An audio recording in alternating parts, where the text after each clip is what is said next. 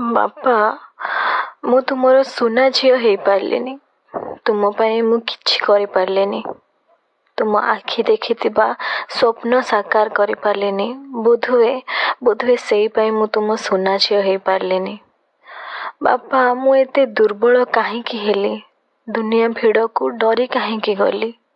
ମୁଁ ବି ସ୍ୱପ୍ନ ଦେଖିଥିଲି, ମୁଁ ବି ଇଚ୍ଛା କରିଥିଲି, ହେଲେ ମୁଁ କାହିଁକି ରହିଗଲି?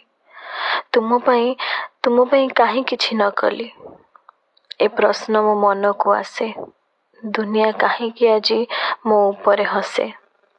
ବାପା, ତୁମେ କେତେ ଭଲ ଥିଲ। ମୋ ସବୁ ଦୁଃଖ ବୁଝୁଥିଲ।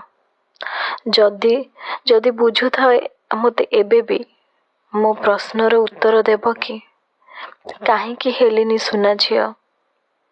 ଥରୁଟିଏ ତୁମେ ମୋତେ କୁହ।